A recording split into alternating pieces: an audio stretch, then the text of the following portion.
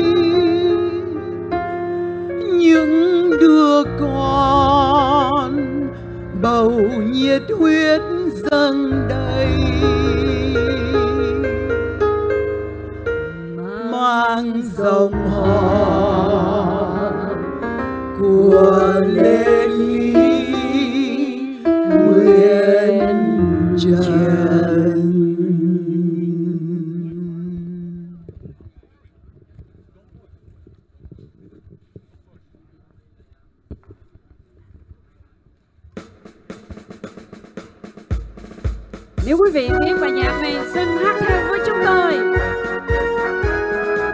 Hát cho ngày Sài Gòn quật khởi, nhạc của Nguyệt Anh.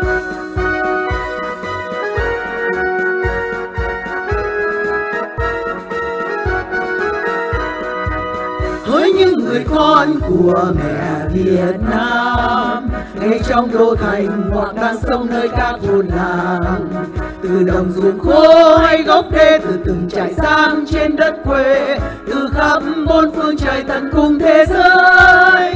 Hỡi những người con của mẹ Việt Nam, hãy trang quê người từng lớp sông tranh đấu tuôn tràn, tràn từ vùng Đông Âu Bá Linh, tràn về tận Nga Xô Bắc Kinh, tràn cuốn tuyết vô thần mát lê tan tành. Đòi lá phiếu tự do, đòi phố cũ đường xưa, khắp quê hương cháy bùng lửa tiếng tranh đấu. Dành tiếng nói người dân, dành tâm đất nhà nông, nơi nơi đã vang dền lời gọi non sông. Với những người con của mẹ Việt ơi, sau cơn mưa rồi ngày lại sáng tươi ánh mặt trời, hẹn cùng bình minh xua bóng đêm, đòi lại giải xưa cho phố quen, dồn những bước chân về tự do công lý. Lớp lớp người đi có bà mẹ quê, nương theo chân cầu gạt nước mắt xin lấy tay chào. Mẹ chào đàn con nơi xứ xa, mẹ chào đàn con trên đất cha, đoàn kết đấu tranh đòi nước non Sơn Hà. Đòi lá phiếu tự do, đòi phố cũ đường xưa, khắp quê hương cháy bùng lửa tiếng tranh đấu. Dành tiếng nói người dân, dành tất đất nhà nông, nơi nơi đã vang dền lời gọi non sông. Hãy nói cùng nhau về một niềm tin, quê hương thành bình, toàn dân sống no ấm yên lành. Hàng triệu bàn tay vun đất cha, giờ trời tự do muôn sắc hoa, ngàn tiếng hát câu hò rộn ràng trong gió. Muốn nước Việt Nam dân chủ tự do, muốn có nhân quyền và bác ai trên khắp cõi đời. Đồng một nhịp tim em với anh, hợp cùng toàn dân ta đấu tranh, từ dốc núi gập ghềnh đến nơi thị thành. Đòi lá phiếu tự do, đòi phố cũ đường xưa, khắp quê hương cháy bùng lửa tiếng tranh đấu. Dành tiếng nói người dân, dành tất đất nhà nông, nơi nơi đã vang dền lời gọi non sông. Đòi lá phiếu tự do, đòi phố cũ đường xưa, khắp quê hương cháy bùng lửa tiếng tranh đấu. Dành tiếng nói người dân, dành tất đất nhà nông, nơi nơi đã vang dền lời gọi non sông. Đòi lá phiếu tự do, đòi phố cũ đường xưa, khắp quê hương cháy bùng lửa tiếng tranh đấu.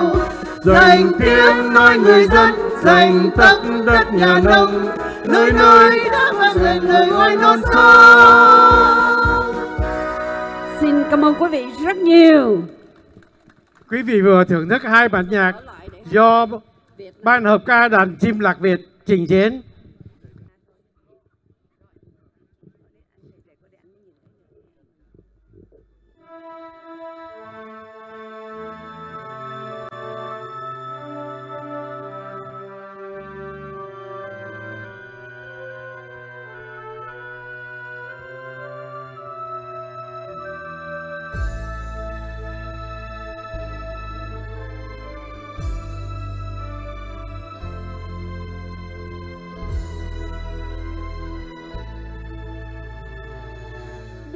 Trước tượng đài chiến sĩ vô danh, 81 anh linh đi mãi không về.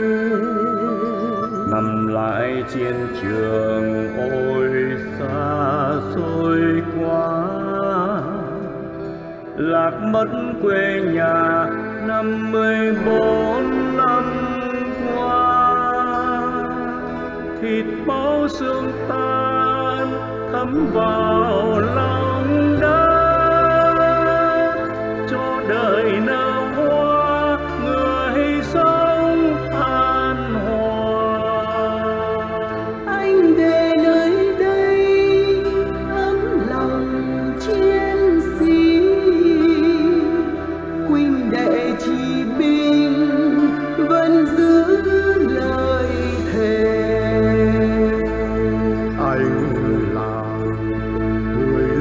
danh thơm muôn thuở, chỉ biết hy sinh quên cả thơ mình.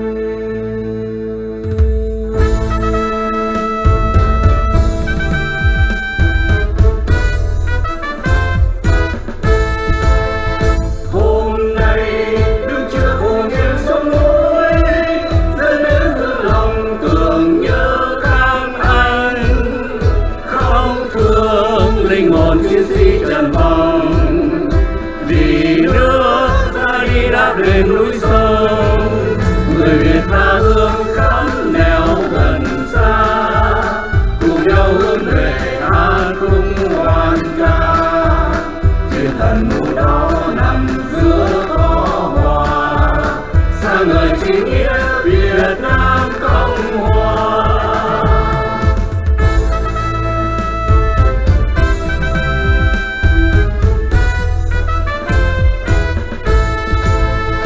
Anh là người lính danh thơm muôn thuở, chỉ biết hy sinh quên cả thân mình. Hôm nay đứng trước hồn thiêng sông núi, dâng đến hoa lòng tưởng nhớ các anh, không thương linh hồn chiến sĩ trần vong, vì nước ra đi đáp lên núi sông. Người Việt tha hương khắp nẻo gần xa, cùng nhau hướng về hát khúc hoan ca. Thiên thần mù đó nằm giữa cỏ hoa, sáng ngời chính nghĩa Việt Nam Cộng Hòa. Hôm nay đứng trước hồn nghiêng sông núi, dẫn đến hơ lòng tưởng nhớ các anh, không thương linh hồn chiến sĩ trần vong, vì nước ra đi đèn đầm núi sông. Người Việt ta hương khắp nẻo gần xa, cùng nhau hướng về hát khúc hoan ca. Thiên thần mù đó nằm giữa cỏ hoa, sáng ngời chính nghĩa Việt Nam Cộng Hòa. Thiên thần mù đó nằm giữa cỏ hoa, sáng ngời chính nghĩa Việt Nam Cộng Hòa.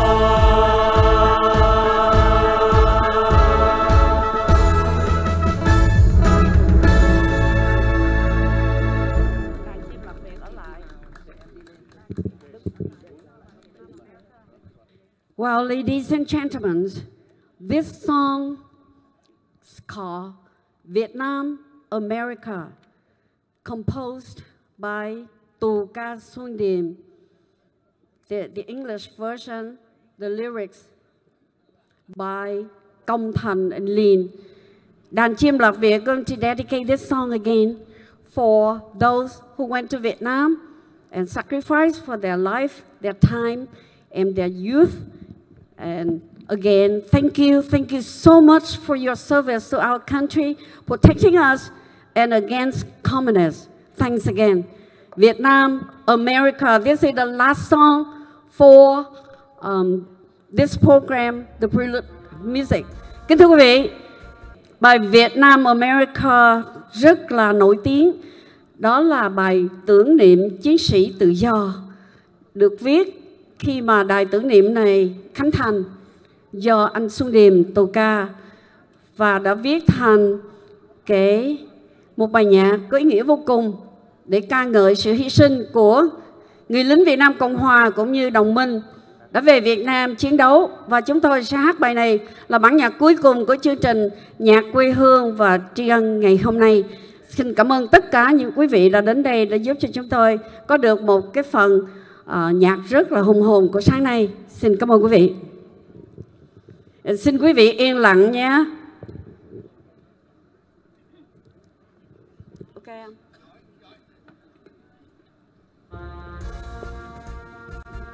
Ủa Ngọc Quỳnh đâu rồi?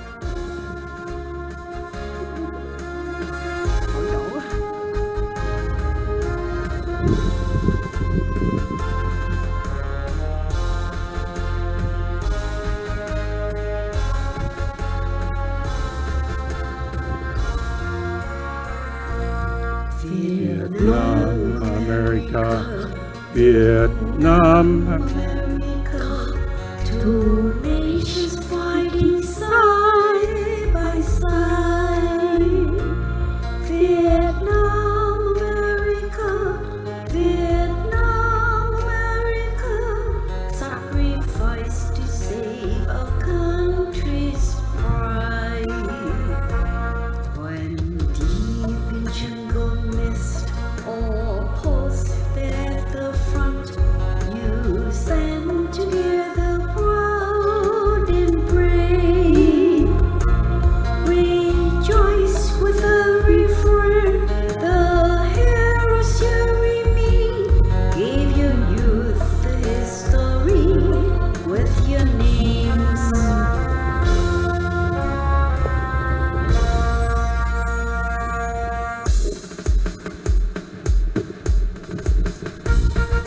That you have shed on the ground, formed to unite us with love. Fire burning holy souls, keeps the falling warm above. Vietnam, our country's fame, is shown to all who came. Its splendid beauty must and bound. Vietnam, America, Vietnam, America, with freedom flag to take you home. Vietnam, America.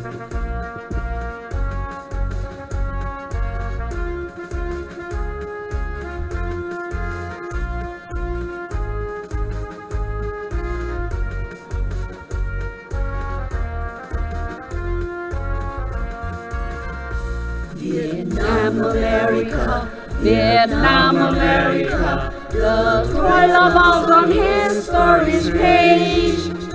Vietnam, America, Vietnam, America, the battlefields now bright and age. Vietnam, America, Vietnam, America, the break of the land and sea. Vietnam, America, Vietnam, America, our flags are flying proud and free. Blood you have shed on the ground, formed to unite us with love.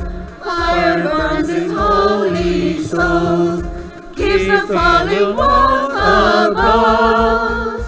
Vietnam, our country's fame, is shown to all who came. Its splendid beauty must and bound.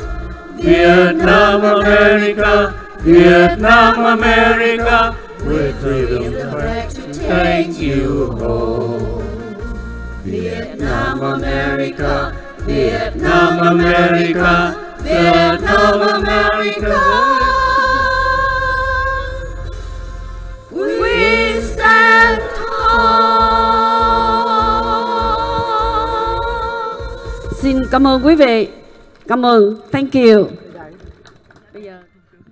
Thưa quý vị, bây giờ chúng tôi xin trao micro lại cho chương trình chính bắt đầu lễ của ngày hôm nay của Lost Soldiers Foundation sẽ thực hiện. Good morning. My name is Jeffrey McFadden. I am the co-director and the treasurer of the Lost Soldiers Foundation, and it is our honor and privilege to be with you all this morning. I would ask you all to please take your seats. The ceremony is about to start. If you have cell phones, please put them on mute. And the only other thing I would ask for anyone with a camera, there's 2 cameras here on either side of this canopy that are going to be filming the entire event. Please do not walk in front of those cameras during the event. Okay? Thank you very much. Those are the preliminary remarks. At this time, Marines, march on.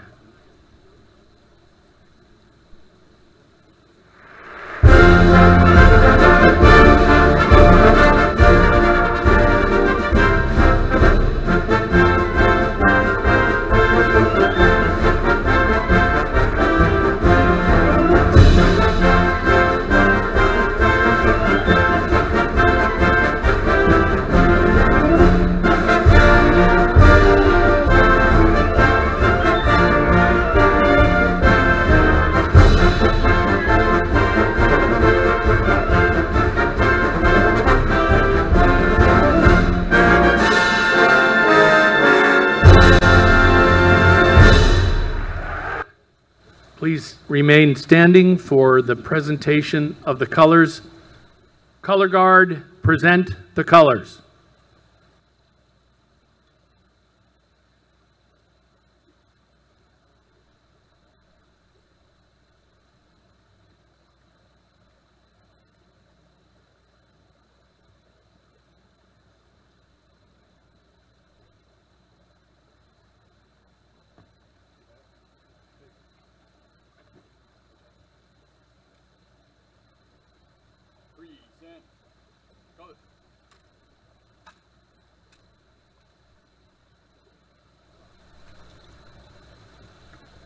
And now the singing of the national anthem of the Republic of South Vietnam.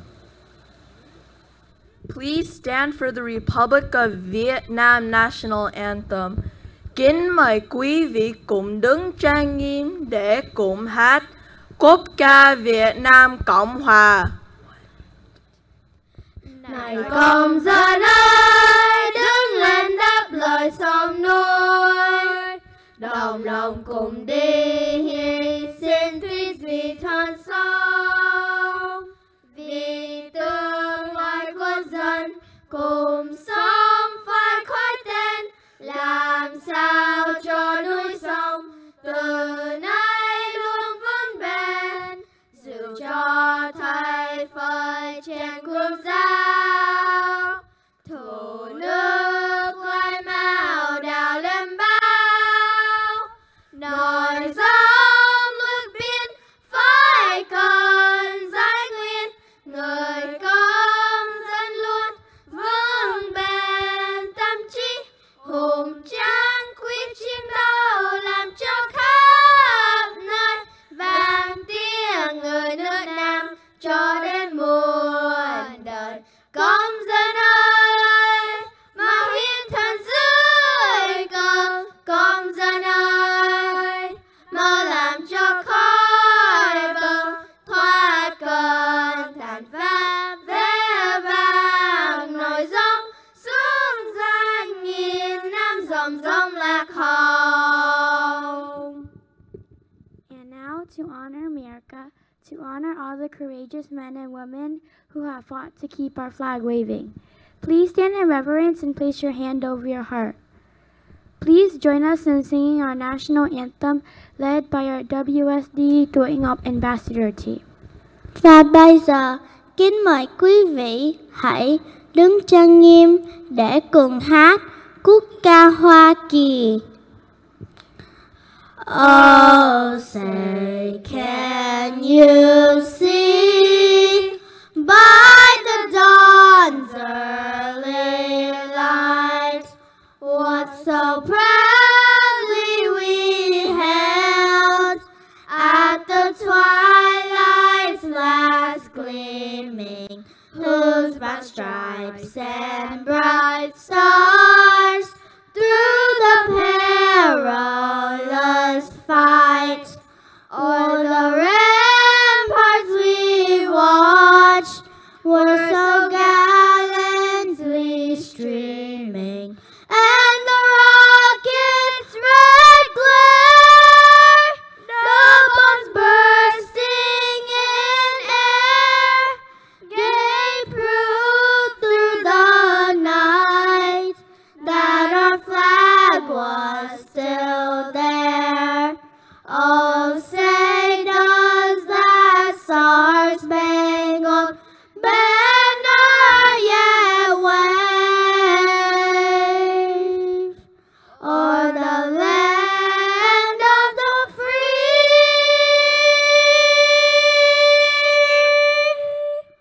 and the home of the brave.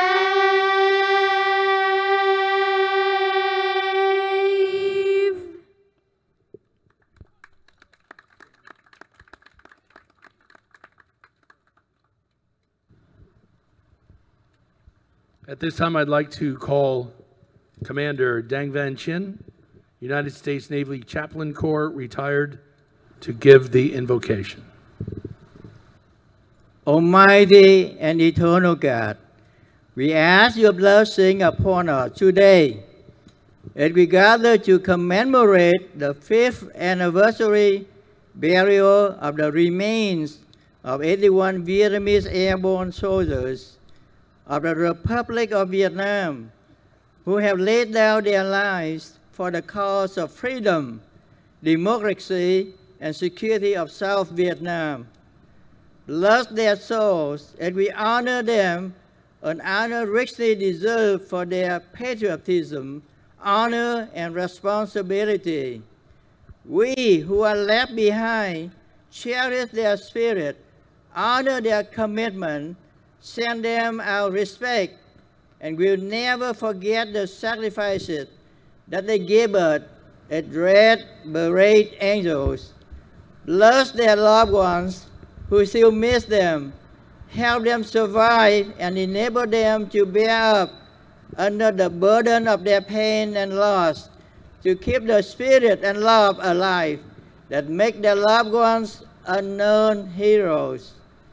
We are grateful to the Department of the United States Navy and the Lost Soldiers Foundation, especially the Honorable Jim Webb, U.S. Senator, Lieutenant General George Smith, U.S. Marine Corps, and Colonel Ginny Castanani, USMC, who are present to pay tribute to the memory of these great Vietnamese airborne warriors whose remains were tirelessly brought to the Orange County, California by Senator Webb and the Lost Soldier Foundation to finally rest in eternal peace and happiness.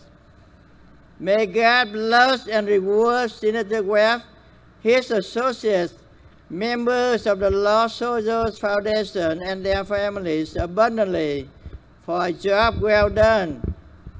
Let us honor all soldiers with respect and appreciation and be proud before all nations. Grant our leaders your wisdom and grant us your grace and your peace. This we pray in your holy name.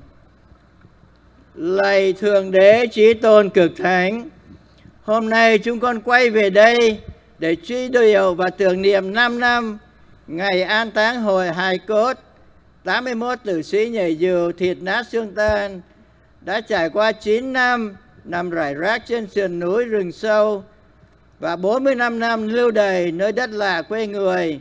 Họ là những anh hùng mũ đỏ vô danh, xung pha giữa chốn biên cương, vì dân chiến đấu quê hương giữ gìn, đạp mây cưỡi gió băng mình, thiên thần sát địch, hùng binh nhảy dù. Lạy Đấng tối thượng thiêng liêng, suy điều sự hy sinh cao cả của 81 tử sĩ nhảy dù, chúng con cũng không quên cầu nguyện cho những tử sĩ vẫn còn đang mất tích trong những cuộc giao tranh trong rừng sâu núi thẳm, ngoài biển khơi trong trận hải chiến Hoàng Sa, trong các mồ chôn tập thể Tết Mậu Thân và trên đồng ruộng ven sông ở các trại tù cải tạo.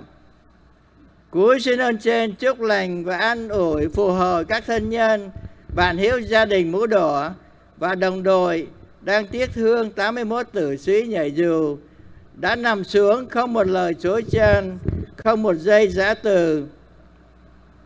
Khẩn cầu Chúa Tể trời đất ân thưởng cho linh hồn 81 tử sĩ nhảy dù cuối cùng rồi cũng được là những thiên thần mũ đỏ trên vương quốc vĩnh hằng miên viễn. Tạ ơn anh, người anh hùng mũ đỏ, tận hiến trọn đời cho Tổ quốc ghi ơn. Amen. At this time, it is my honor and privilege to introduce the president of the Lost Soldiers Foundation, my co-director, Senator James H. Webb, Jr.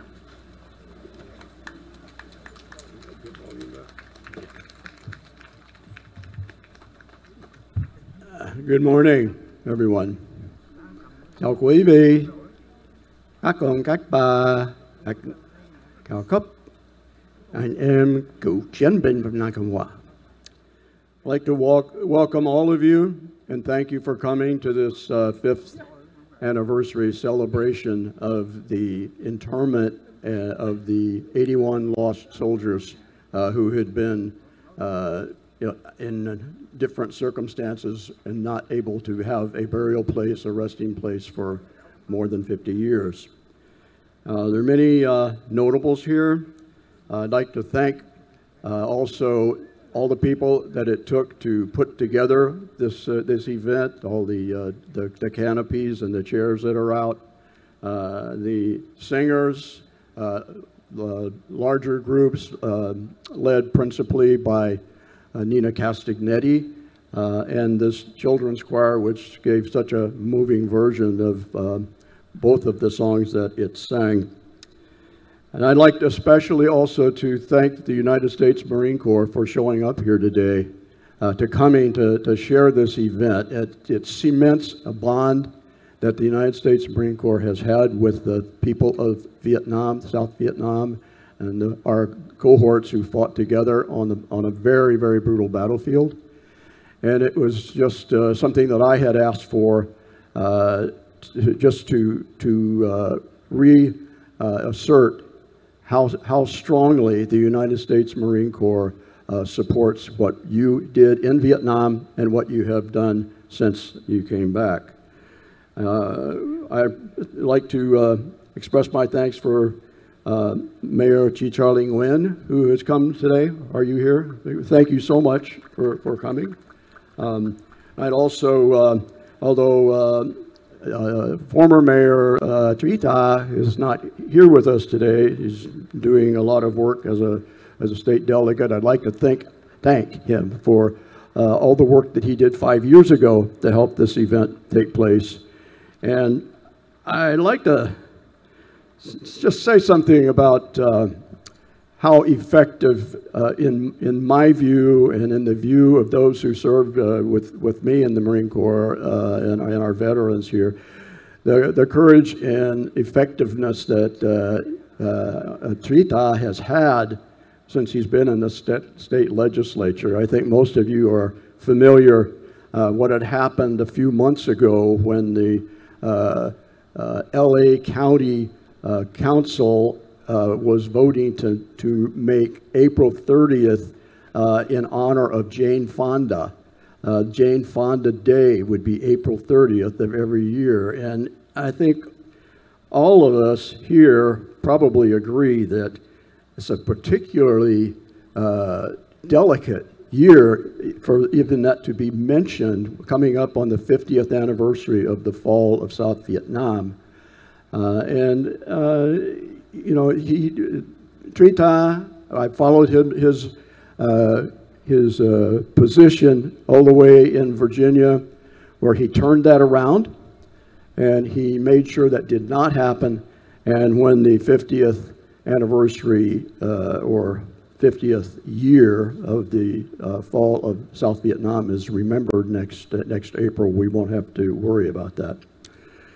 5 years ago, we met here in Freedom Park to celebrate an accomplishment that many people believed was diplomatically impossible: to bring to America the remains of 81 South Vietnamese soldiers who had died in Vietnam in 1965, but who for more than 50 years had been denied an honorable place of rest in any country. The remote crash site in the mountains where they'd lost their lives was not reached until 1974, 9 years later, and only months before the fall of South Vietnam. The remains were shipped to the American Embassy in Thailand and then forwarded to an American military facility in Hawaii, where they remained for 33 years. The Hanoi government twice refused to allow their repatriation to Vietnam, and it was against American policy to allow the shipment and burial of 81 commingled foreign remains inside the country who could not be identified individually and had no documentable connections with America. They were simply viewed as unidentifiable Vietnamese soldiers, rejected by their place of birth and not allowed a burial here. They had become lost soldiers, men without a country, being stored on the shelves of an office building in Hawaii, maybe forever, unless something was done. And we did get it done. We formed a small foundation with 4 active principals, all of whom are here today to celebrate this moment. Jeffrey McFadden, who is your Master of Ceremonies today, a Naval Academy graduate and attorney, to do our legal work and media relations. Retired Marine Colonel Gino Castagnetti, a superb combat leader in Vietnam with whom I served in the 1st Battalion, 5th Marines in Quang Nam. And for years, the director of the famous Punch Bowl Cemetery in Hawaii. Tui Le Tui, a longtime friend, business partner who coordinated with the Vietnamese community to direct the decisions of the foundation, and myself to do exactly that while working on government policies. We did this work for 2 years, the small foundation, steadily and continually, without compensation, to bring these soldiers to an honorable resting place here in America. Like so many of you, their native country had rejected them because of their service in the cause of freedom. Now, like many of you, America has welcomed them. America will always be known as their second and permanent home. Let's see a few words about the significance of this event. We are remembering many things today, each of you with some of your own memories, honoring the sacrifices of those who went before us in a very difficult war while serving the cause of freedom. But there is power and strength in remembering that cause in which these 81 soldiers fought. Because today, here in America, we do live in freedom. We know what it means, and I'd like to say we know what it feels like. Their sacrifice, as with so many others who did not survive, reminds us, as we live the rest of our lives, to take advantage of the years which fate took away from them, and the opportunities that have allowed so many of you to demonstrate the power and the contributions of the Vietnamese culture to America. Tôi xin chào Thiếu Nguyen Van Hong, Chairman of the Coalition of Former ARVN Military Associations. Thank you.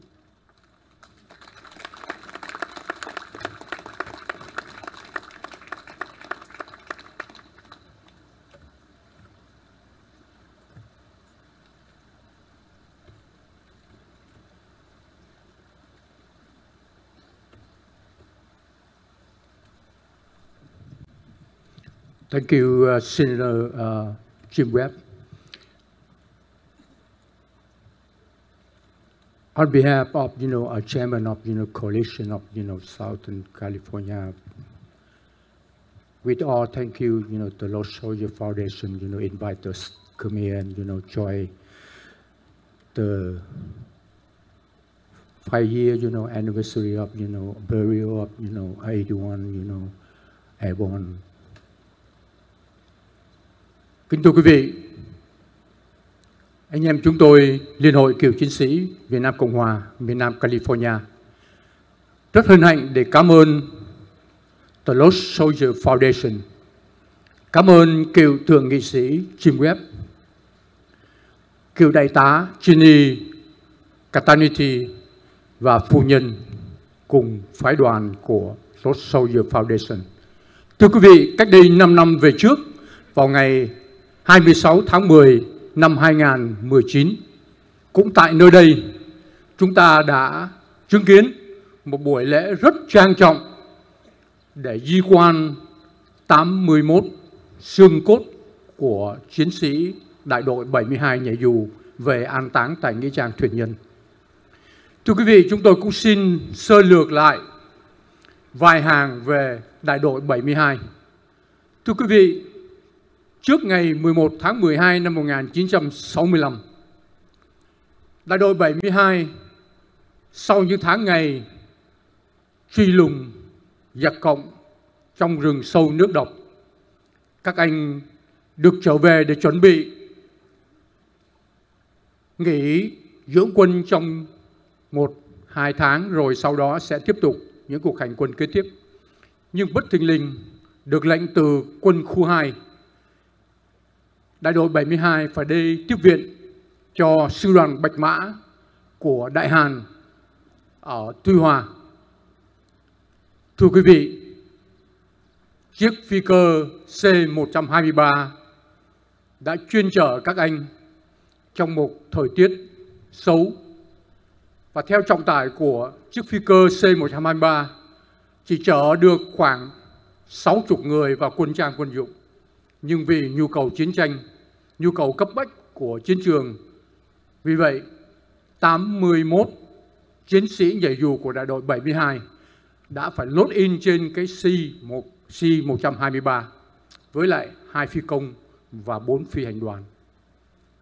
Trong một thời tiết khắc nghiệt như vậy, sương mù phủ kín, rừng sâu, núi thẳm đã khiến cho chiếc phi cơ 123 đã bị ngâm lặn vào ngày 11 tháng 12 năm 1965, mang theo 81 chiến sĩ nhảy dù, 2 phi hành đoàn và 2 phi công. Xin quý vị dành 1 phút lắng đọng.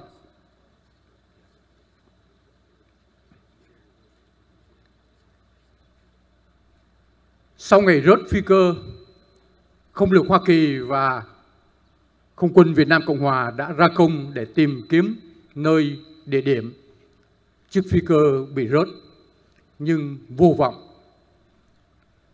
Cho mãi đến ngày tháng 6 năm 1974, nhờ triệu phu chính phủ Hoa Kỳ mới đến địa điểm của chiếc phi cơ rớt và đã mang tất cả 81 hài cốt, xương cốt của 81 tử sĩ và 4 phi hành đoàn của chiếc phi cơ C-123. Họ đưa sang Thái Lan, họ đưa về Hawaii. Như quý vị cũng vừa nghe, cựu thượng nghị sĩ Jim Webb đã tường trình sơ về những cái diễn tiến vừa qua khi bốc những anh em về tới Hawaii. Ở nơi đó, ở trong phòng lab, họ đã tách ra 4 người quân nhân Hoa Kỳ, trong đó có 2 phi công và 2 phi hành đoàn, được chôn tại Arlington, Nghĩa trang Arlington. Còn 81 tử sĩ nhảy dù đã phải nằm ở trên shell, và nằm đó cho đến lúc cựu thượng nghị sĩ Jim Webb, là President of the Lost Soldier Foundation, đã can thiệp liên hệ với chính phủ Hoa Kỳ. Và thưa quý vị đã thấy vào ngày 26 tháng 10 năm 2019, buổi lễ chính thức tại nơi đây đã di quan và đưa các anh an táng vào nghĩa trang của thành phố Westminster. Nhân đây chúng tôi cũng xin đại diện cho anh em cựu quân nhân ở miền Nam California và đồng hương của miền Nam California thành thật cảm ơn tổ chức The Lost Soldier Foundation, cảm ơn cựu thượng nghị sĩ Jim Webb, cảm ơn cựu đại tá Ginny Katagniti và phu nhân, và cùng cảm ơn tất cả quý vị đã hiện diện ngày hôm nay để kỷ niệm 5 năm ngày an táng 81 tử sĩ nhảy dù của quân lực Việt Nam Cộng Hòa. Và chúng tôi xin hô lớn Việt Nam Cộng Hòa, quý vị muôn năm nhé. Việt Nam Cộng Hòa! Việt Nam Cộng Hòa! Việt Nam Cộng Hòa! Xin thành thật cảm ơn quý vị.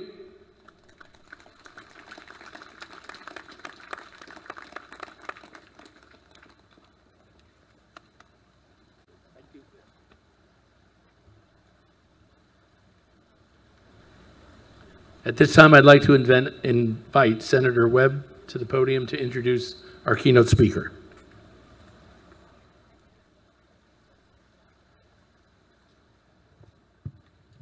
Thank you, Jeff. It's a real pleasure and an honor for me to introduce this keynote speaker. He's a little young for our war in Vietnam, but he, in my view, is the finest general officer in the United States Marine Corps in his era, which is this era right now. George W. Smith, Jr., comes from a military background. Actually, one of the reasons I asked him to come was that his father, George W. Smith Sr., was known as one of the finest battalion commanders in Vietnam in the Marine Corps. There's a family tradition here. George Smith, General George Smith, had an absolutely exemplary career in the United States Marine Corps as a career infantry officer. He had multiple roles in Iraq and Afghanistan, in straight infantry and also in reconnaissance. He also commanded the basic school in Quantico, which is the sort of the seed place for the training of all incoming officers in the Marine Corps. And he finalized his career not far from here at Camp Pendleton as the commanding officer of 1 MEF, which is the largest combat entity in the United States Marine Corps. He was commanding 48,000 Marines. He is well known as having worked in the Defense Department during his career, and I've had a tremendous respect for him. I've watched many of the positions that he took in an honest way during his career. So with that, I will ask General Smith to come up and give us our keynote speech. We're very pleased that you were able to be with us.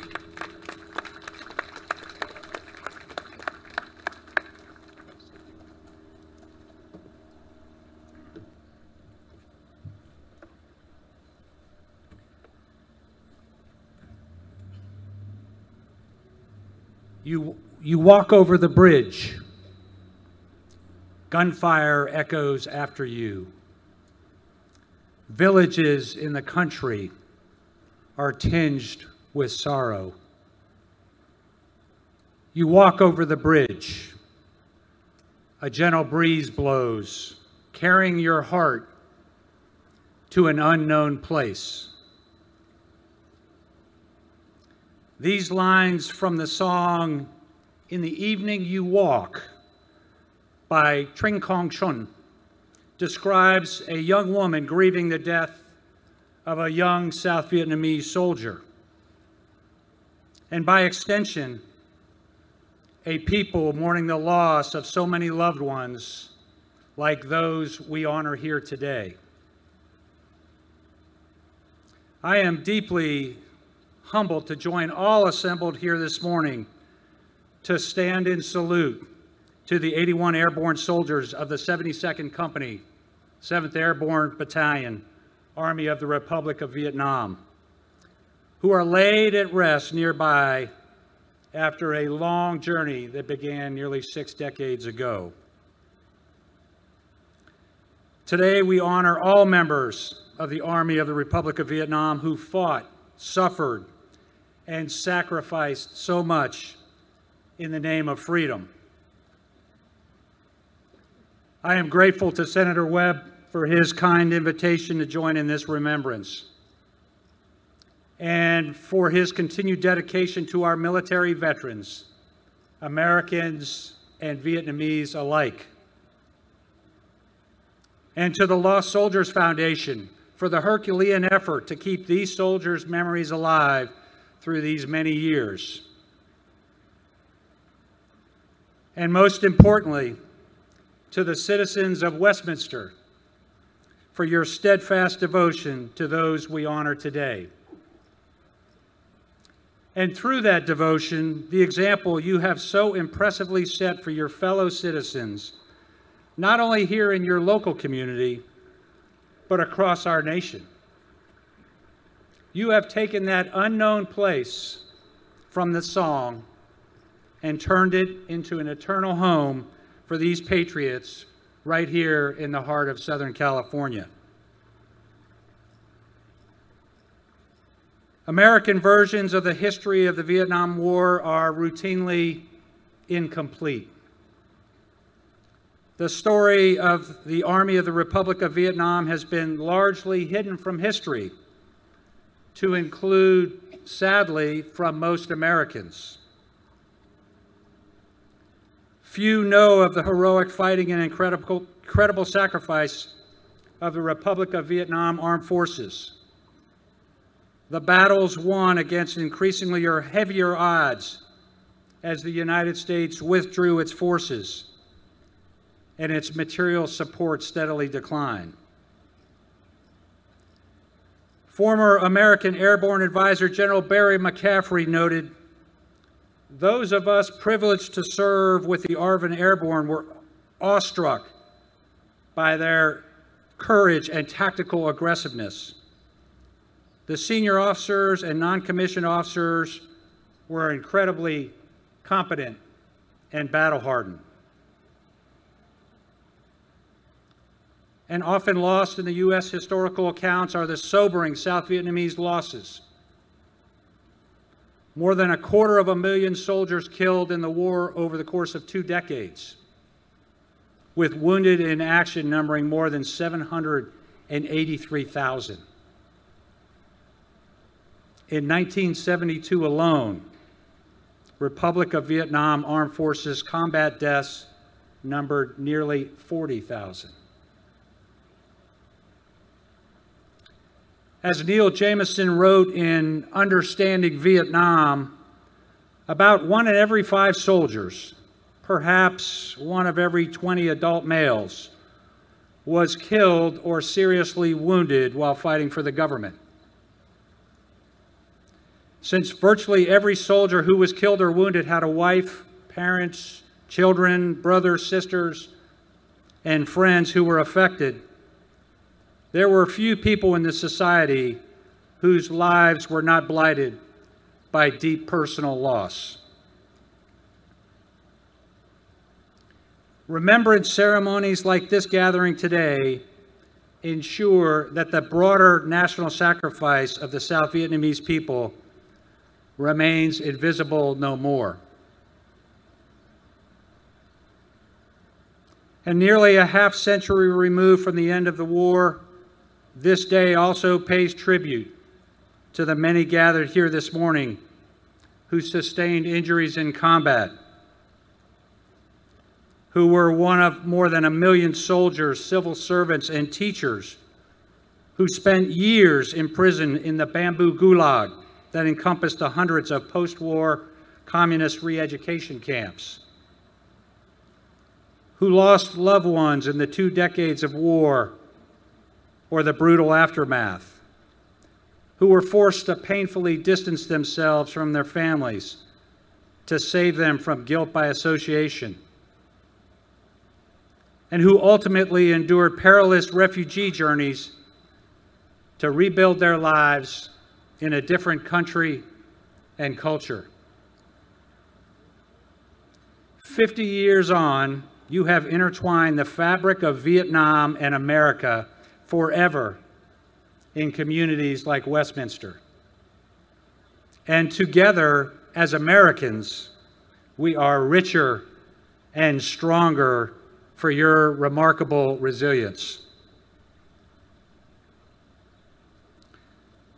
As Senator Webb mentioned, my father served as a Marine infantry officer in Vietnam. A veteran of World War II in the Pacific and Korea, he commanded the 1st Battalion, 9th Marine Regiment during Operation Dewey Canyon in the Oshaw Valley in 1969. Like many veterans of his era, he spoke little of his combat experience. He did, however, reflect on the selflessness and sacrifice of those with whom he had the honor to serve beside in the fight to safeguard freedom for the Vietnamese people. My younger brother also served with distinction for 30 years as a Marine infantry officer. And again, as Senator Webb mentioned, I concluded my own service last year just down the road at Camp Pendleton with 1 Marine Expeditionary Force. Our Marine Corps motto, Semper Fidelis, always faithful, has been seared into our souls, most notably through the shared crucible of combat and the painful loss of comrades in arms. And as I look around the audience this morning, it strikes me that this community, this remembrance, is the epitome of Semper Fidelis, always faithful. Your unwavering faithfulness to the remains of these 81 paratroopers and the memories of all who endured unimaginable suffering and sacrifice in the defense of a young free republic is truly uplifting. The distinguished poet and orator Wallace Bruce simply stated, "Who kept the faith and fought the fight, the glory theirs, the duty ours." Indeed, the duty is ours. All gathered here today and throughout our great land have a solemn obligation to ensure our daily service, our daily example, are worthy of all those who, like these 81 heroes we remember today, made the ultimate sacrifice in the name of freedom. It is also our duty to help future generations truly understand the freedoms we all enjoy and the burden and sacrifice borne by so many, Americans and Vietnamese alike, to ensure those freedoms. Simply, freedom is not free.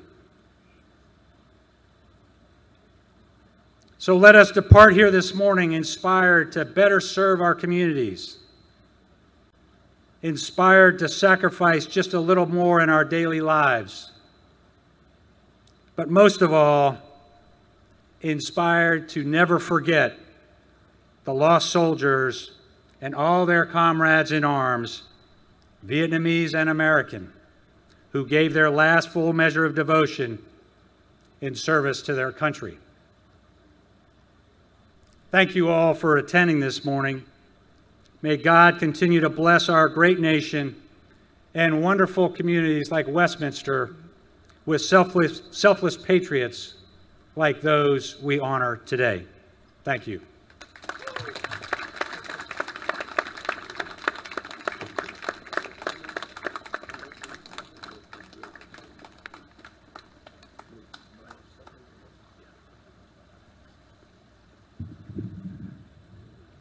Thank you, General Smith, for an extremely valuable set of facts and encouragements. I'm so glad we have you here today. We bring forth Vietnam. Okay. You know, I know that there are very few Americans who know much about Vietnam, but I know among the Vietnamese community he is deservedly an icon, historic icon.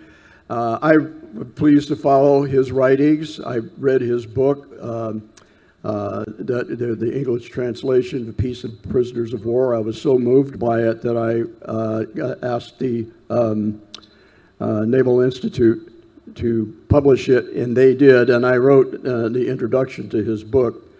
Basically, as all of you know, his service as a dedicated yet independent-minded soldier in the cause of South Vietnamese quest for a free and democratic system, his brilliance as this country's most respected war reporter, and the personal suffering he endured once that war was over have earned him the sort of respect that we cannot pass up. And as a result, we sat down in the Lost Soldiers Foundation and decided that it would be a gesture, the best gesture that we could make at this point to give him a certificate of appreciation for all that he has done for freedom and democracy in Vietnam. Thank you. Lost Soldiers Foundation, presented to ông Phan Nhật Nam for a lifetime of dedication to the cause of freedom and democracy in Vietnam. Xin trao tặng tưởng lệ này đến ông Phan Nhật Nam.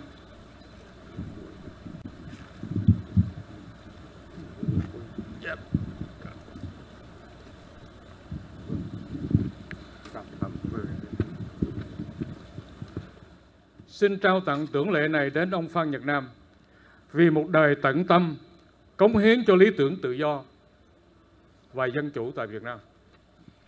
As a soldier, a dedicated journalist and author who became South Vietnam's most respected war correspondent, whose reporting from many battlefields during some of the most brutal fighting of the war described the feelings and an understanding that could only come from the direct experience of combat. Là một người lính, một nhà báo và một tác giả tận tụy, ông đã trở thành phóng viên chiến trường được kính trọng nhất của miền Nam Việt Nam. Những bản tin của ông từ các chiến trường khốc liệt nhất trong cuộc chiến đã khắc họa những cảm xúc và sự thấu hiểu mà chỉ có thể đến từ trải nghiệm trực tiếp của một người lính. Who recorded the heroism and humanity of his comrades and defended their performance as a bitter war continued for years and took the lives of 1.4 million communist soldiers, 58,000 Americans, and more than 220,000 South Vietnamese. Ông đã ghi lại những khoảnh khắc anh dũng và tính nhân văn của đồng đội mình, đồng thời bảo vệ danh dự của họ khi cuộc chiến ác liệt kéo dài trong suốt nhiều năm. Lấy đi sinh mạng của 1.4 triệu lính Cộng sản, 58.000 chiến binh Hoa Kỳ và hơn 200.000 người lính Việt Nam Cộng Hòa và vô số thương vong của các dân thường. Who became the youngest negotiator on either side of the deliberations following the Paris Peace Accords, remaining loyal to the goals of South Vietnam's growing democracy. Ông cũng là một thành viên miền Nam trẻ tuổi nhất kể cả hai phía trong các cuộc đàm phán quyết liệt sau Hiệp định Ba Lê. Ông luôn trung thành với mục tiêu của nền dân chủ đang phát triển tại miền Nam Việt Nam.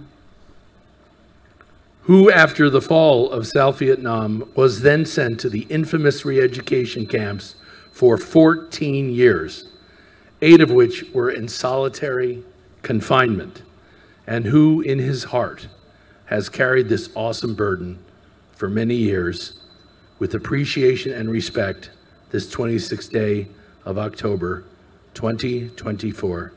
Jim Webb, President. Sau khi miền Nam Việt Nam sụp đổ, ông bị đưa vào các trại cải tạo khét tiếng trong 14 năm. Trong đó có 8 năm bị giam giữ biệt lập. Dù vậy, trong trái tim mình, ông luôn luôn mang nặng gánh trung thành trong năm tháng tù tội của đời ông. Với trân trọng và quý mến, hôm nay ngày 26 tháng 10, 2024, chúng tôi xin mời Jim Webb, Chủ tịch Lost Soldiers Foundation.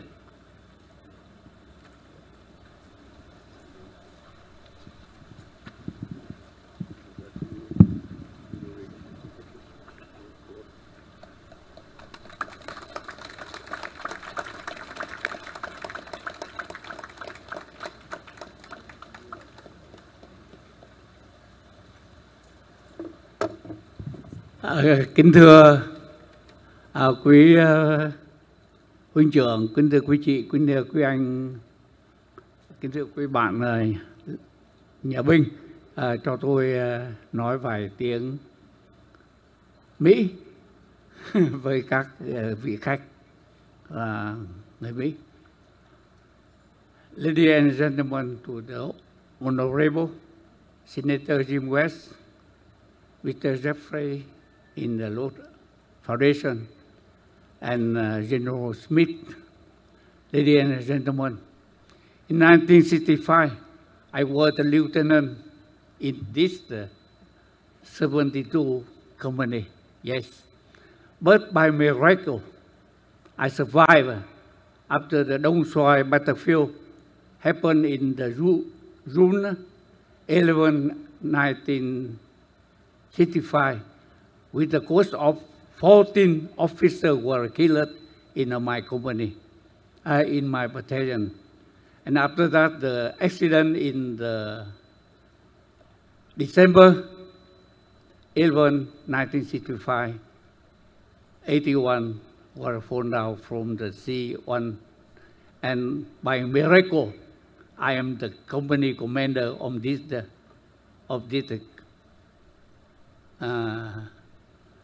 72 company, but I transferred to the 9th battalion, so I survived. From 1965 to right now is about 60 years. Now, today is the National Day of the Vietnam, the October 26th. I'm very, very deeply emotional in receiving it. This is the result of the struggle of all the Vietnamese soldiers, not by myself. Thank you, Mr. Senator Jim West. Thank you, General Smith. Thank you, Jeffrey. Thank you, every people.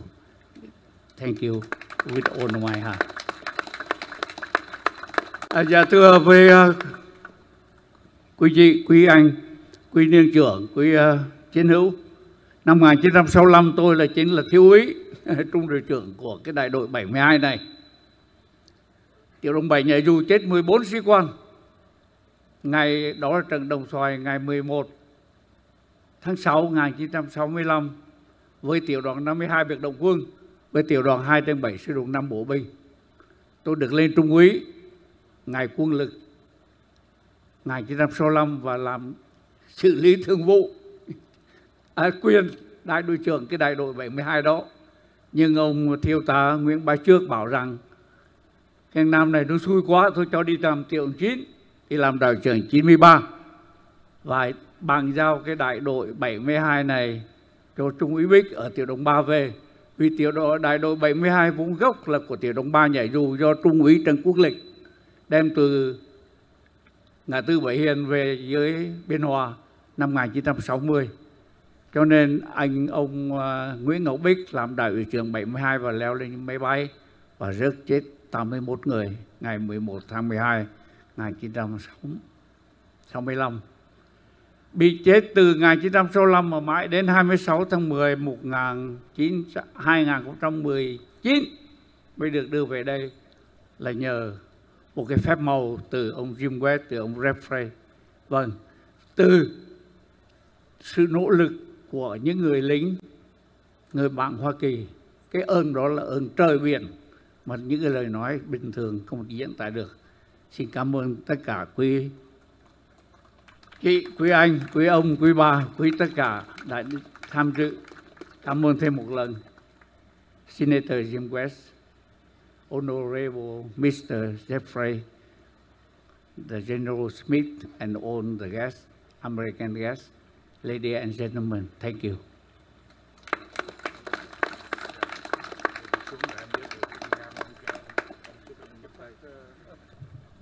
Would everyone please rise for the presentation of the wreaths?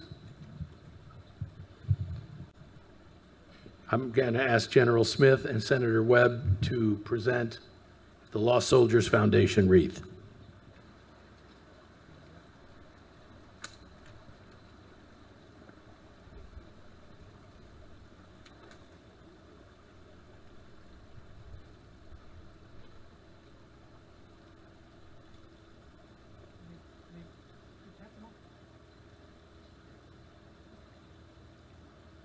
At this time, I would ask Nguyen Van Hung and his associate to please come forward for the presentation of the ARVN Coalition wreath.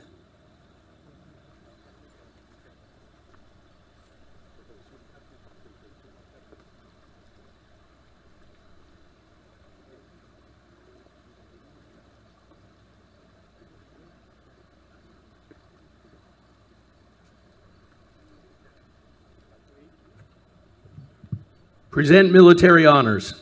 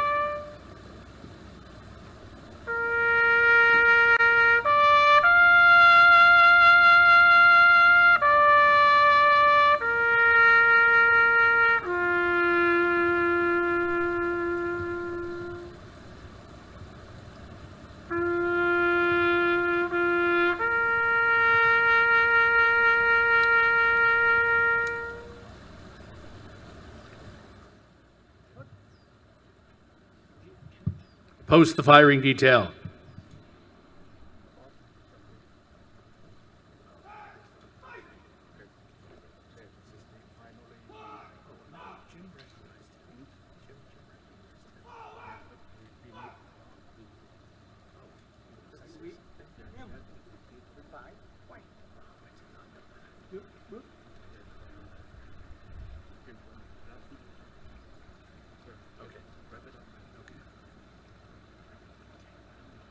We will do the benediction in a minute, but we'd be very grateful if the mayor could come up and give us some closing remarks on this wonderful ceremony. Mayor, would you?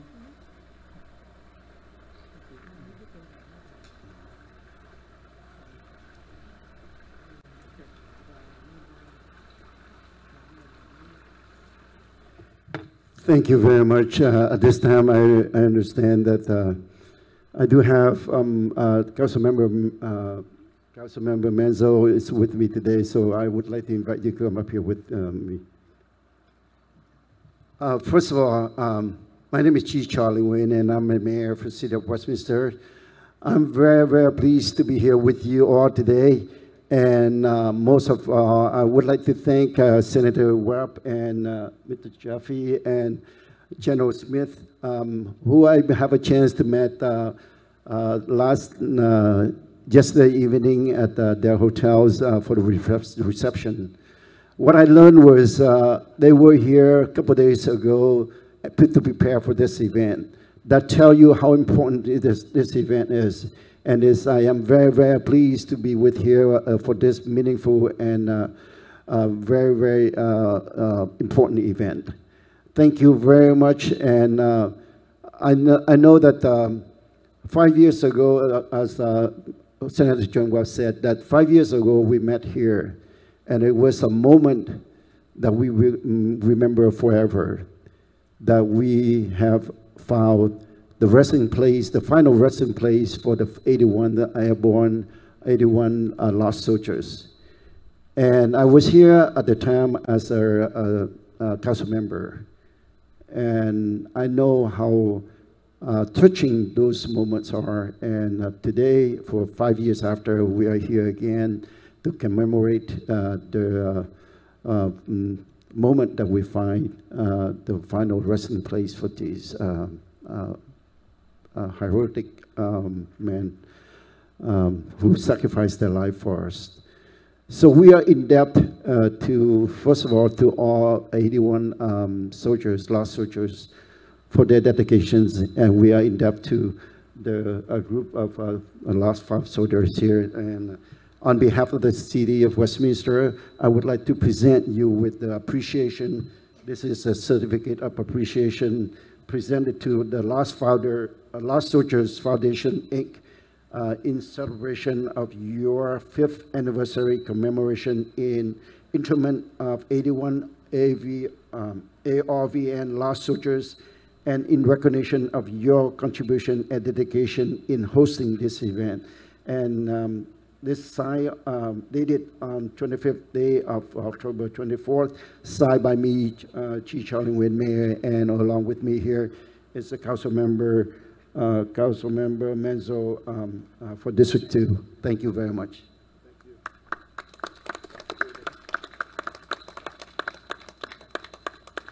With that, I'm very, very pleased. According to Senator Webb, I would like to thank you all for being here today, and thank you for all your dedications to this. Thank you.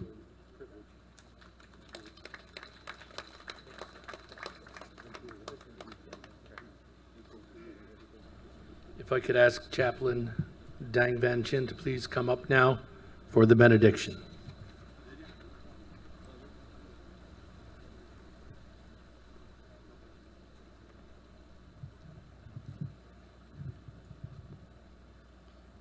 May the Lord bless us all present here to memorize the 81 Vietnamese airborne soldiers who sacrificed their lives for the South Republic of Vietnam.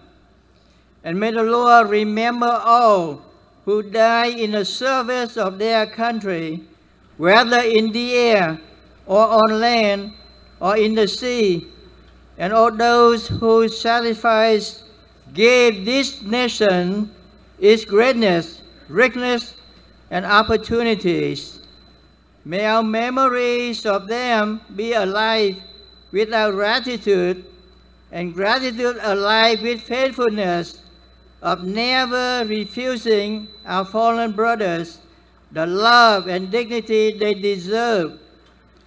Grant that we and our future generation, following the shining examples of those brave 81 Red Beret Angels, may continue to fight for freedom, human rights, and national sovereignty against the dictatorship and aggression of communism in Vietnam and China.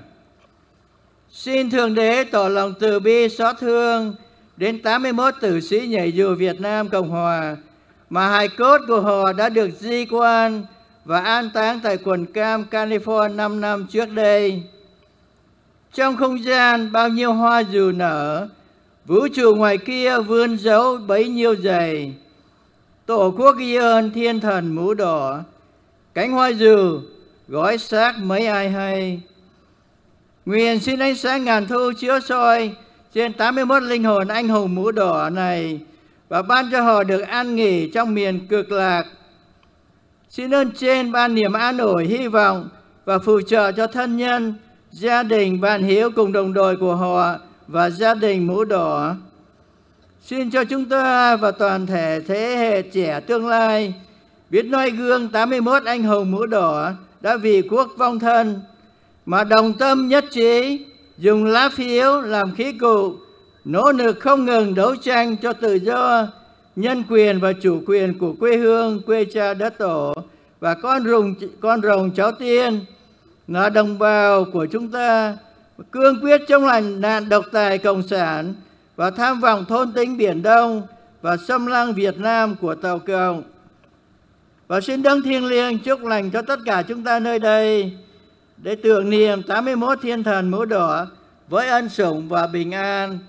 Chúng con nguyện xin vì danh Thánh Đức Kitô. Amen. Việt Nam muôn năm.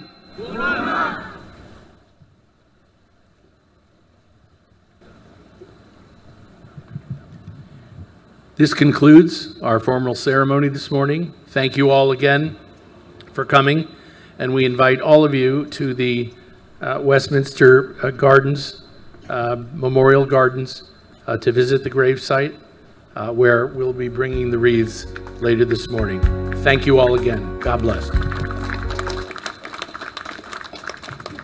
We thank you, Mr. McFadden, and thank you, Senator Jim Webb, for coming here today to celebrate the 5 years anniversary, the burial of our heroes. Kính thưa quý vị, buổi lễ kỷ niệm 5 năm ngày an táng 81 chiến sĩ nhảy dù của Việt Nam Cộng Hòa chúng ta đến đây chấm dứt. Xin cảm ơn tất cả quý chiến hữu, quý đồng hương đã đến đây tham dự buổi sinh hoạt ngày hôm nay. Xin chân thành cảm tạ quý vị. Thank you very much once again. The next song is going to be God Bless America. Please join the choir to sing this song.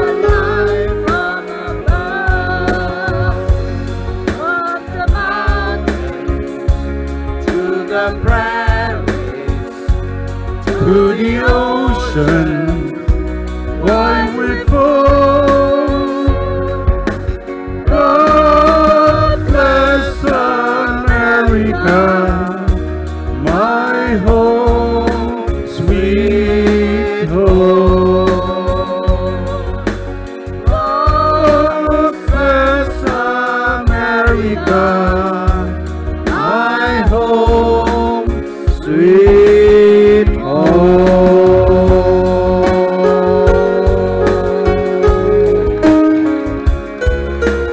Thank you all for coming. Mahalo, mahalo. Yes. Cảm ơn quý vị. Thank you very much. Xin mời quý vị đi qua bên mộ. Chúng tôi qua bên đó để thắp nhang. Xin mời quý vị đi qua bên Big Family khu thuyền nhân. Chúng ta sẽ có làm lễ ở bên đó trước bộ phận của 81 chiến sĩ nhảy dù. Một lần nữa xin mời quý vị rời gót qua bên Big Family ở khu vực thuyền nhân, ở bên trong đó sẽ có mộ phần của 81 chiến sĩ nhảy dù đoàn chim lạc Việt. Chúng tôi sẽ qua đó để tiếp tục làm lễ trước mộ phần của 81 chiến sĩ. Xin cảm ơn tất cả quý vị đã tham dự ngày hôm nay.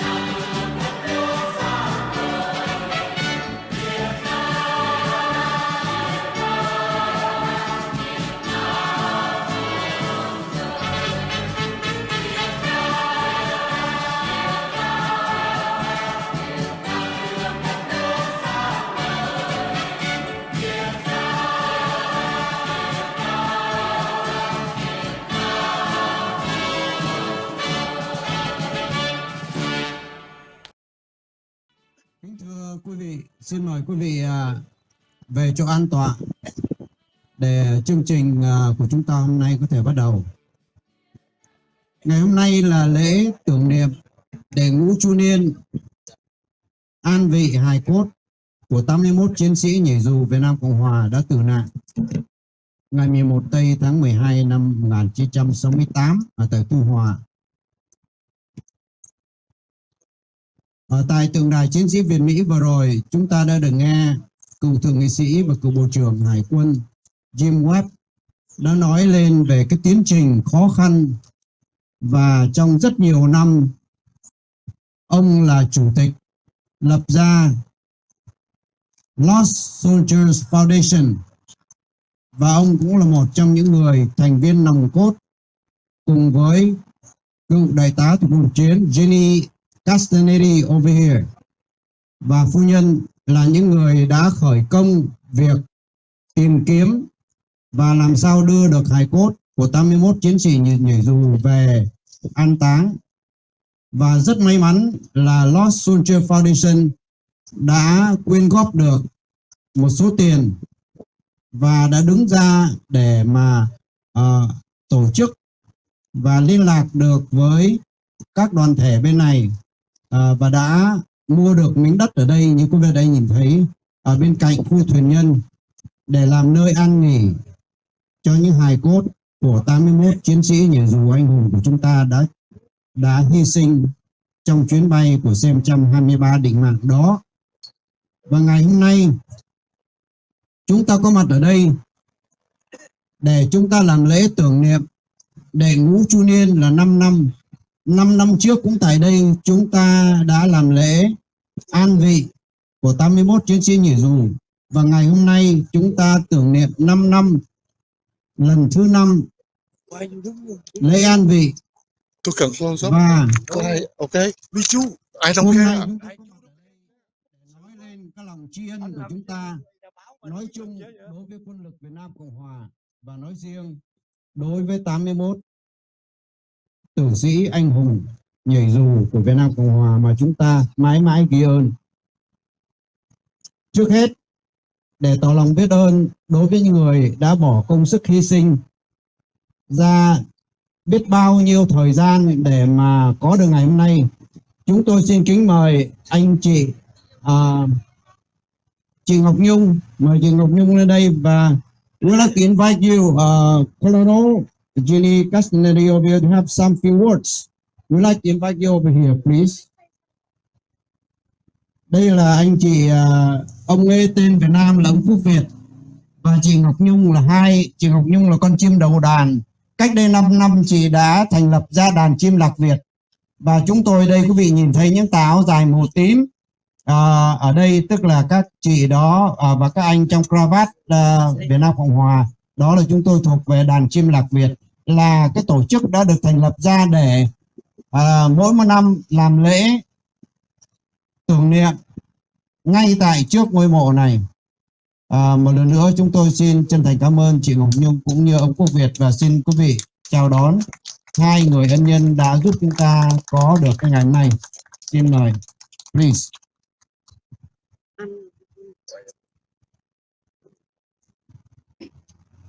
I would like to also thank our cemetery guest, Ron Huddock, for the support that you have given us today.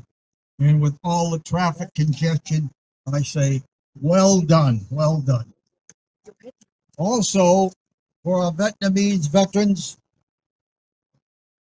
our ARVN, our American veterans, this grave is a significant grave.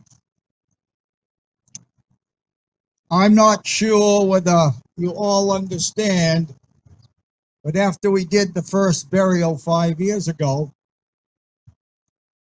my bride, who doesn't like me to talk about her, has made a pilgrimage to this gravesite every year on the 26th of October. And much of the Vietnamese community have come out and joined us every year. Không hiểu. Mình like your support, the ARVN support, and other members of the Vietnamese community cannot be overemphasized. It is so important that we remember those 81 who served shoulder to shoulder with us during the war some 55 years ago.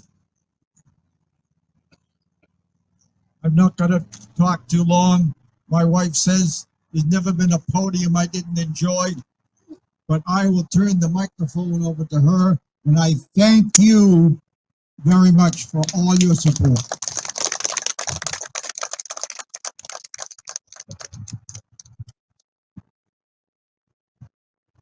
Kính thưa quý vị, vợ chồng của chúng tôi cũng giống như quý vị hết, cùng nhau đến đây để chúng ta có sự tương kính nhường nhịn, để chúng ta cùng nhau làm một việc chung.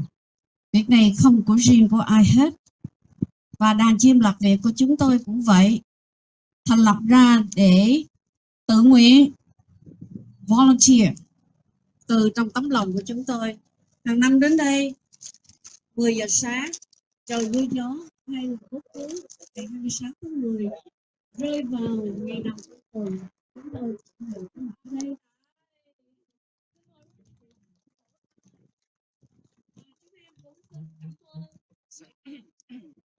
Quý vị hỗ trợ rất nhiều, năm quý vị đến để giúp cho chúng em. Thank you. The VIP comment, please. Welcome down.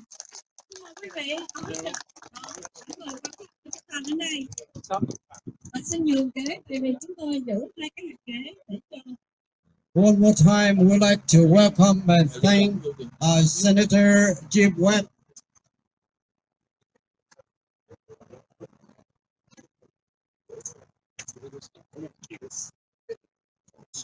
And General George Smith and Mr. Jeff McFadden, the treasurer of the Great Lost Soldier Foundation. Thank you very much from the bottom of our hearts. Without you, there's no today. So really, really appreciate your dedication and your mind and your heart put to this event to make it happen. And today, on behalf of the Đàn Chim Lạc Việt and also on behalf of the 81 paratroopers who lost their life for our country, we are here every year on the 26th of October over here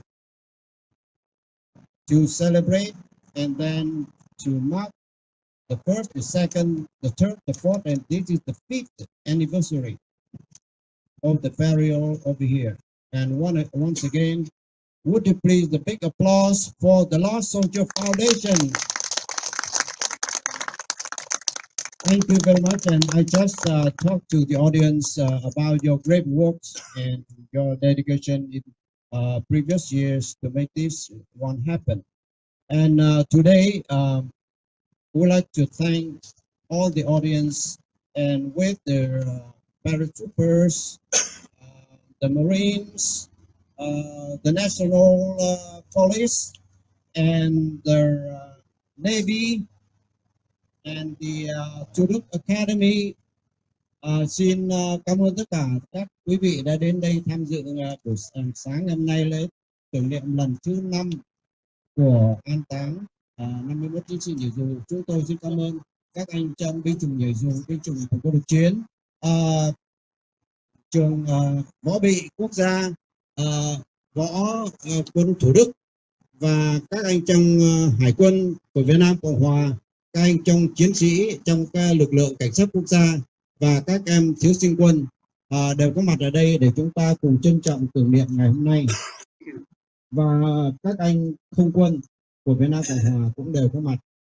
Hầu như tất cả các binh chủng chúng ta đều có mặt ngày hôm nay để chúng ta tưởng nhớ, không những để tưởng nhớ đến 81 chiến sĩ nhảy dù anh hùng, mà tưởng nhớ đến tất cả quân lực Việt Nam Cộng Hòa chúng ta đã anh hùng chiến đấu không mệt mỏi vì người dân trong 20 năm qua trong tại miền Nam.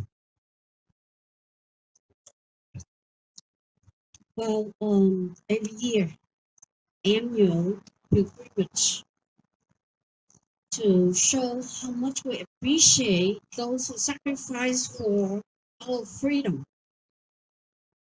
Lost Soldier Foundation gave us an opportunity that we could get here together to show our appreciation and remember who lost their lives for our lives. Thank you so much for coming here and supporting our annual. This year very special. We have Jim Webb, U.S. Senator. He is the only skin relative, right, to 81. So he has 81 brothers right here. And thank you, Jim Webb. Would you please come in, say something in Vietnamese? Chúng ta hãy vỗ tay đón mừng Jim Webb. Thank you.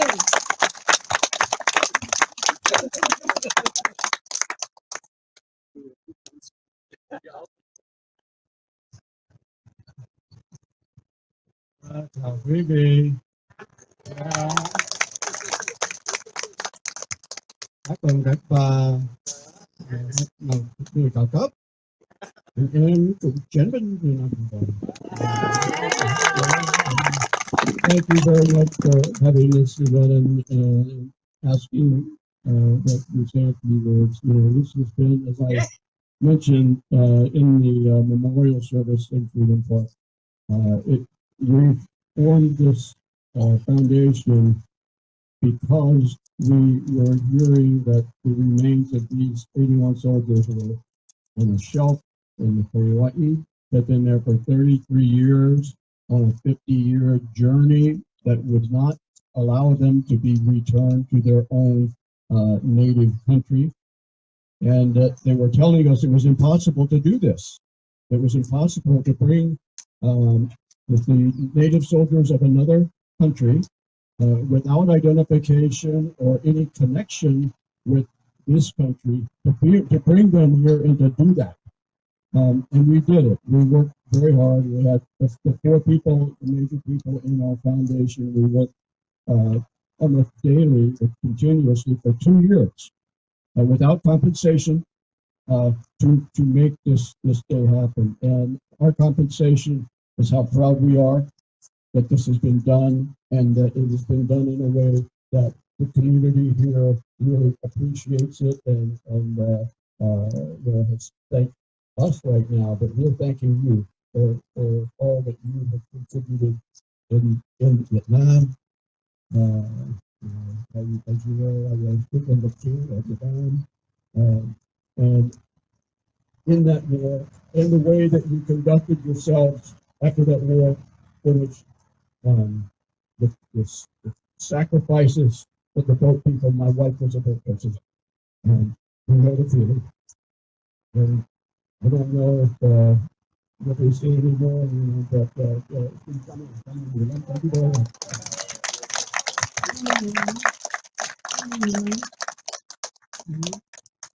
Okay, the next person we would like to appreciate is Jeff McFadden.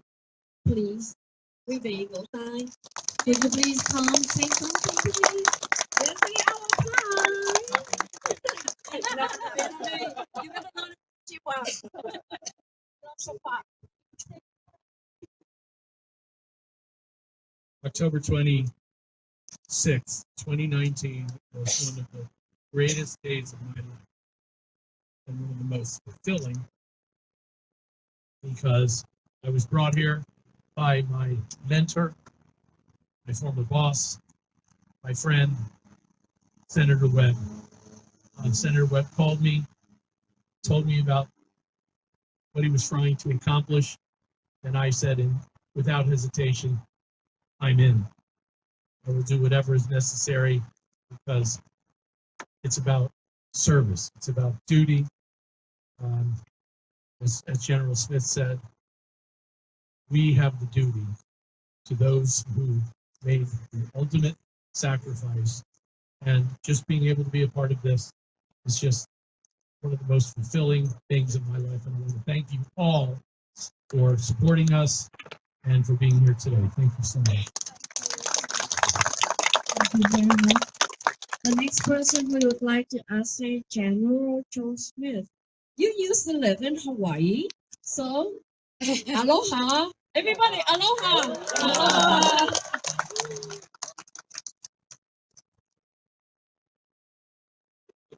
As I mentioned at Freedom Park, this is just such a tremendous honor, and I am truly humbled to be among you today.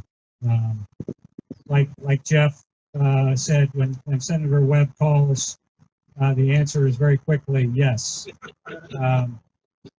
But as I learned about the Herculean effort of the 4-man foundation team over those couple years preceding 2019, I was just amazed at what they were able to accomplish.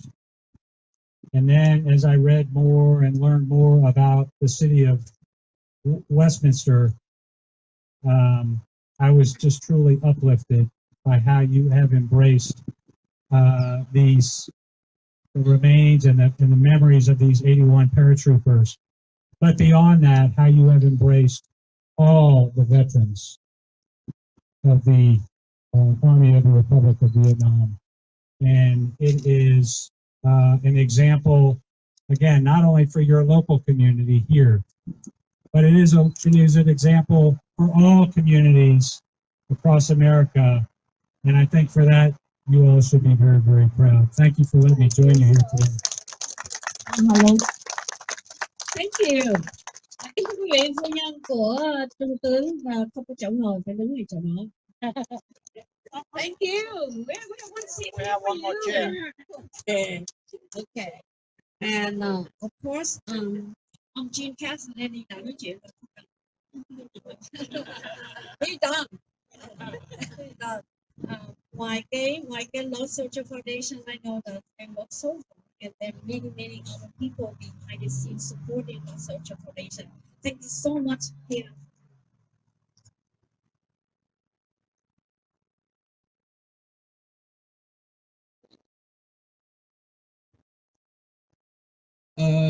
Chúng tôi xin bổ túc là trong quý quan khách chúng tôi cũng nhận thấy là có quý anh đại diện của lực lượng đặc biệt cũng như là biệt kích và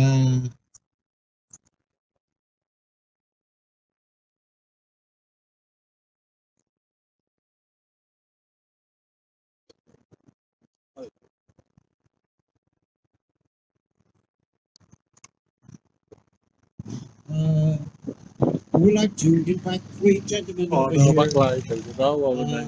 Không có sắp xếp được. Tại cái bên này ban tổ chức khác. First is Senator Jim Webb. Một anh nhảy dù, anh đàn cho một anh nhảy dù đại diện. Xin mời quý vị xếp hàng để tuần tự mỗi người một cây nhang thắp nhé. Kính chào qua đây. Bắt đầu từ phía bên đó.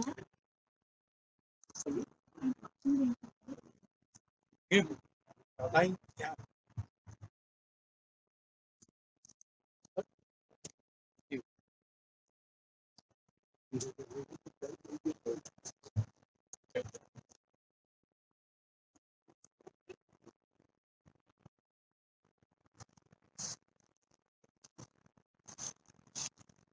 Hôm nay chúng ta thấy cái cộng đồng Việt Nam Nam Cali.